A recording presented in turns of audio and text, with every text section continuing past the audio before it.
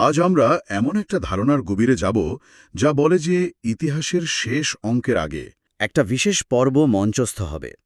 এটা এমন একটা সময় যখন ইতিহাসের প্রধান চরিত্ররা, ভালো এবং মন্দ উভয়ই, তাদের অসমাপ্ত কাজের হিসাব মেটাতে পৃথিবীতে ফিরে আসবে। এই ধারণাটির নাম রাজা। হ্যাঁ, রাজা বা প্রত্যাবর্তন।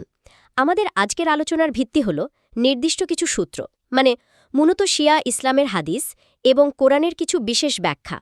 এই ধারণাটা কিন্তু প্রচলিত পরকালের ধারণা থেকে বেশ কিছুটা আলাদা, আর এর নিজস্ব একটা যুক্তি আর কাঠামো আছে। আমাদের কাজ হবে সেই কাঠামোটাকে বিস্তারিতভাবে বোঝা। ঠিক। আর শুরুতেই যে প্রশ্নটা মাথায় আসে তা হল, আমরা তো কিয়ামত বা চূড়ান্ত বিচার দিবসের কথা জানি, যেখানে সবার বিচার হবে। তাহলে তার আগে পৃথিবীতে এরকম একটা বিশেষ প্রত্যাবর্তনের প্রয়োজনটা কি? এটা কি বিচার ব্যবস্থাকে আরও জটিল করে তুলছে না? এটা একটা খুবই গুরুত্বপূর্ণ প্রশ্ন, আর এখানেই রাজা আর কিয়ামতের মূল পার্থক্যটা লুকিয়ে আছে। দেখুন, কিয়ামত হল সর্বজনীন। কোরআনের সূরা কাহাফের ৪৭ নম্বর আয়াতে যেমন বলা হয়েছে, সেদিন কোনো প্রাণীই বাদ যাবে না, সৃষ্টিকুলের সবাইকে একসাথে ওঠানো হবে। এটা হল চূড়ান্ত এবং সার্বজনীন হিসাব নিকাশের দিন। আচ্ছা, কিয়ামত হলো সবার জন্য, মানে ফাইনাল পরীক্ষা। তাহলে রাজা কি? রাজা হল নির্বাচিত। সূরা নামালের ৮৩ নম্বর আয়াতে বলা হয়েছে, সেদিন আমি প্রত্যেক সম্প্রদায় থেকে একটি দলকে একত্রিত করব। খেয়াল করুন, প্রত্যেক সম্প্রদায় থেকে একটি দল, সবাইকে নয়। ঠিক, সবাইকে নয়। ষষ্ঠ ইমামের একটা ব্যাখ্যা অনুযায়ী এই দুটো আয়াত আসলে দুটো সম্পূর্ণ ভিন্ন ঘটনাকে নির্দেশ করে।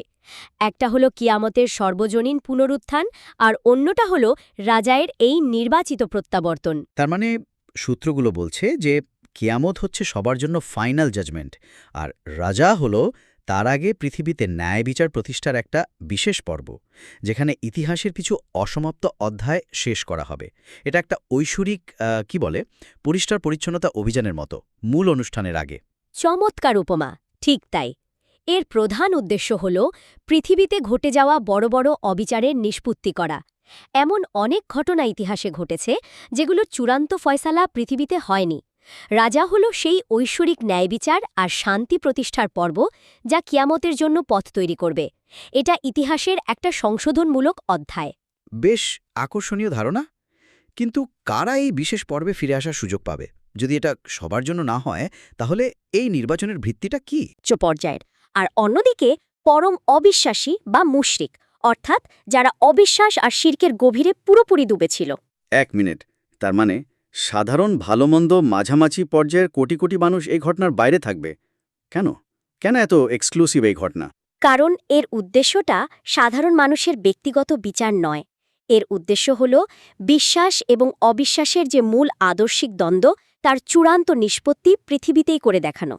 এটা যেন ইতিহাসের প্রধান নায়ক আর প্রধান খলনায়কদের আবার মঞ্চে ফিরিয়ে আনা, তাদের অসমাপ্ত বিতর্কের শেষাঙ্ক মঞ্চস্থ করার জন্য। বুঝলাম, এটা একটা আদর্শিক শোডাউন। আচ্ছা, এ ধরনের একটা বড় দাবির পেছনে নিশ্চয়ই শক্ত ভিত্তি দেখানো হয়। কোরআনের আলোকে কিভাবে এই ধারণাটিকে দাঁড় করানো হয়? হ্যাঁ, কোরআনের বেশ কিছু আয়াতের প্রতীকী এবং গভীর ব্যাখ্যায় এর ভিত্তি খোঁজা হয়। যেমন ধরুন, সূরা কাসাসের ৮৫ নম্বর আয়াতে আল্লাহ তার রাসূলকে বলছেন, যিনি আপনার ওপর কোরআন অবতীর্ণ করেছেন, তিনি আপনাকে অবশ্যই মাআদে ফিরিয়ে আনবেন। মাদ? হ্যাঁ, সাধারণভাবে মাআদের অর্থ প্রত্যাবর্তন বা ফিরে আসার জায়গা। কিন্তু এই ব্যাখ্যা অনুযায়ী এটি সাধারণ প্রত্যাবর্তন নয়, বরং এটি বিশেষভাবে রাজাকে বোঝাচ্ছে, মানে পৃথিবীতেই ফিরে আসা। এটা তো একটা ব্যাখ্যা, আরও কিছু আছে? হ্যাঁ, আরও একটা শক্তিশালী যুক্তি দেওয়া হয় সূরা মুমিনের ৫১ নম্বর আয়াত থেকে। আয়াতে বলা হয়েছে, আমি অবশ্যই আমার রাসূলদের এবং বিশ্বাসীদের সাহায্য করি এই পার্থিব জীবনে এবং সেই দিনেও যেদিন সাক্ষীরা দাঁড়াবে। এখানে একটা বড় প্রশ্ন উঠে আসে। কি প্রশ্ন? আমরা ইতিহাসে দেখি অনেক নবী রাসূল এবং ইমাম পৃথিবীতে নির্মমভাবে নিহত হয়েছেন, অত্যাচারিত হয়েছেন। পার্থিব জীবনে তারা তো সেই অর্থে চূড়ান্ত সাহায্য বা বিজয় পাননি। ঠিক, যেমন হজরত ইয়াহিয়া বা ইমাম হুসেইন। তাহলে এই আয়াতের প্রতিশ্রুতি কিভাবে পূর্ণ হবে? ঠিক এখানে রাজায়ের ধারণাটি প্রাসঙ্গিক হয়ে ওঠে। ব্যাখ্যাটা হল, এই আয়াতের পরিপূর্ণ বাস্তবায়ন ঘটবে রাজায়ের সময়ে, যখন সেই নবী ও ইমামরা পৃথিবীতে ফিরে আসবেন এবং চূড়ান্ত বিজয় আর সাহায্য লাভ করবেন। তখনই আল্লাহর প্রতিশ্রুতির পার্থিব রূপায়ণ সবার সামনে স্পষ্ট হবে। তার মানে রাজা হল ঐশ্বরিক প্রতিশ্রুতির পূর্ণতা লাভের মঞ্চ। আচ্ছা, আমি সূত্রগুলোতে দাব্বাতুল আর্দ বলে একটা রহস্যময় বিষয়ের উল্লেখ দেখেছি। এর সাথে রাজায়ের সম্পর্কটা কি? আপনি একটা খুবই গুরুত্বপূর্ণ পয়েন্ট ধরেছেন। সূরা আন-নামলের ৮২ নম্বর আয়াতে দাব্বাতুল আর্দ বা পৃথিবীর এক চলমান প্রাণীর আবির্ভাবের কথা বলা হয়েছে, যে মানুষের সাথে কথা বলবে। একটু থামুন, দাব্বাতুল আর্দ বা পৃথিবীর প্রাণী, এটা তো বেশ আক্ষরিক আর অদ্ভুত শোনাচ্ছে। সূত্রগুলো কিভাবে এই প্রতীকী সিদ্ধান্তে পৌঁছালো যে এটা একজন ব্যক্তি, বিশেষ করে আমিরুল মুমিনিন আলীকে বোঝানো হচ্ছে? এর পেছনের যুক্তিটা কি? হাদিসগুলোতে এই কাজের ভার আমিরুল মুমিনিন আলীর ওপর অর্পণ করা হয়েছে।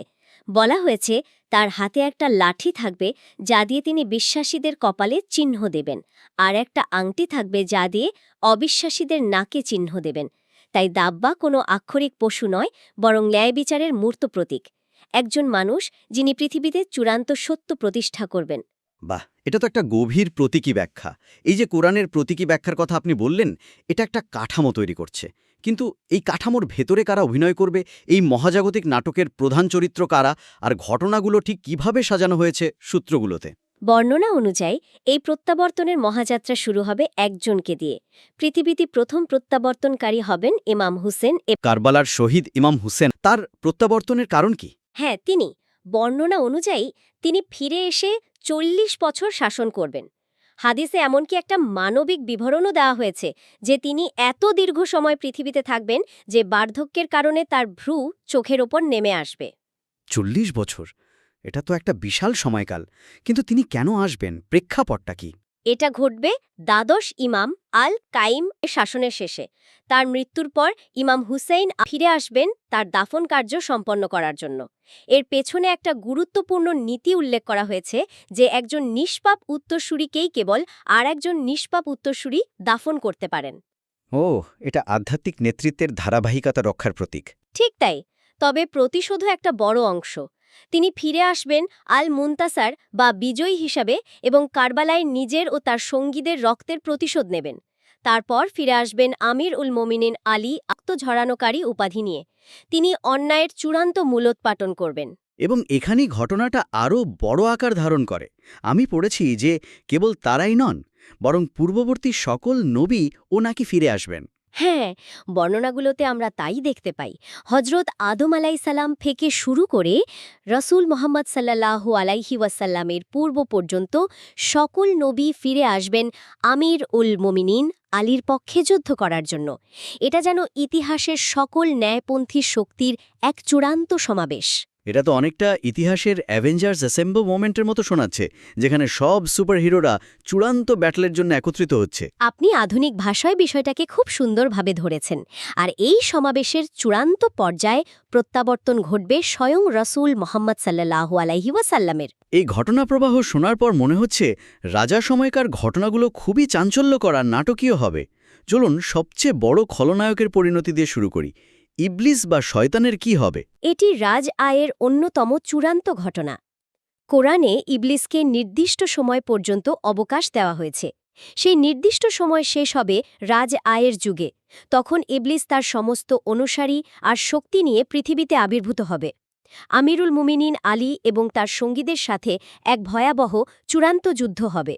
1 মিনিট, তার মানে সূত্রগুলো বলছে যে ইবলিস বা শয়তান, যাকে অনন্তকালের জন্য শাস্তি পাওয়ার কথা, তাকে আসলে পৃথিবীতেই সময়ের শেষে হত্যা করা হবে। এটা তো প্রচলিত ধারণার চেয়ে একেবারে ভিন্ন একটা চিত্র। একদমই ভিন্ন। এবং বর্ণনা অনুযায়ী এই যুদ্ধের সমাপ্তি হবে স্বয়ং রসুল মোহাম্মদ সাল্লাল্লাহু আলাইহি সাল্লামের হাতে। তিনি একটা নূরের তৈরি বর্ষা দিয়ে ইবলিসকে 2 কাঁধের মাঝে আঘাত করে হত্যা করবেন। এটা হবে পৃথিবীতে শয়তানের ক্ষমতার চিরস্থায়ী পরাজয়ের প্রতীকী সমাপ্তি। অবিশ্বাস্য। শুধু কসমিক বিচার নয়, এই সূত্রগুলোতে তো কিছু ঐতিহাসিক ব্যক্তিত্বদের বিচারের কথাও খুব স্পষ্টভাবে বলা আছে। এটা একটা বেশ সংবেদনশীল বিষয়। সেখানে কি বলা হয়েছে? হ্যাঁ, বর্ণনাগুলো বেশ কিছু ঐতিহাসিক বিতর্কের নিষ্পত্তির কথা বলে। যেমন বলা হয়েছে যে দ্বাদশ ইমাম মদিনায় রাসূলের সমাধির পাশে থাকা হুজরা বা প্রকোষ্ঠটি ধ্বংস করবেন। সেখান থেকে 1 এবং 2 এই সাংকেতিক নামে পরিচিত 2 ব্যক্তিকে বের করে আনবেন, যাদের দেহ শত শত বছর পরেও সতেজ থাকবে। আর তাদের বিচারও নাকি খুব প্রতীকী হবে। ঠিক, তাদেরকে দুটো শুকনো গাছে ক্রুশবিদ্ধ করা হবে, তখন অলৌকিকভাবে সেই শুকনো গাছ সবুজ হয়ে উঠবে, পাতায় ভরে যাবে। এটা মানুষের জন্য এক বড় পরীক্ষা বা ফিতনা হবে। অনেকে এই অলৌকিক ঘটনা দেখে বিভ্রান্ত হবে। এর মাধ্যমে দেখানো হবে যে অলৌকিকতাই সবসময় সত্যের প্রমাণ নয়। এই পাঠ্যগুলোর দৃষ্টিকোণ থেকে এটা শুধু ভালো-মন্দর লড়াই নয়, বরং ইতিহাসের ভেতরের কিছু নির্দিষ্ট বিতর্ক এবং অন্যায়েরও বিচার। হ্যাঁ, আরেকটা উদাহরণ হিসেবে বলা হয়েছে রাসূলের সাল্লাল্লাহু আলাইহি সব পুত্র ইব্রাহিমের মা মারিয়া কেপ্তিয়াকে অপবাদ দেওয়ার অভিযোগে তাকে অর্থাৎ আয়েশাকে বেত্রাঘাতে শাস্তি দেওয়া হবে। এই বর্ণনাগুলো আসলে একটা বার্তা দেয় যে কোনো অন্যায় তা যত বড় ব্যক্তিত্বই করুক না কেন ঐশ্বরিক বিচারের বাইরে নয়। এই ঘটনাগুলো যেমন একদিকে বিচার আর প্রতিশোধের, অন্যদিকে বিশ্বাসীদের জন্য নিশ্চয়ই কিছু বিশেষ অভিজ্ঞতার কথা বলা হয়েছে। এটা তো শুধু যুদ্ধ আর সংঘাতের সময় হতে পারে না। অবশ্যই না, বিশ্বাসীদের জন্য এটা এক নতুন জীবন লাভের সময়। বলা হয়েছে জামাদিউল আখের এবং রজব মাসে পৃথিবীতে এক বিশেষ ধরনের বৃষ্টি হবে। সেই বৃষ্টির পানি এতটাই জীবনদায়ক হবে যে বিশ্বাসীদের দেহ তাদের নিজ নিজ কবরের মধ্যেই পুনরায় গঠিত হতে শুরু করবে। এটাই হবে তাদের পুনরুত্থানের সূচনা। আর এখানেই আমি সবচেয়ে গভীর আধ্যাত্মিক ধারণাটি পেয়েছি।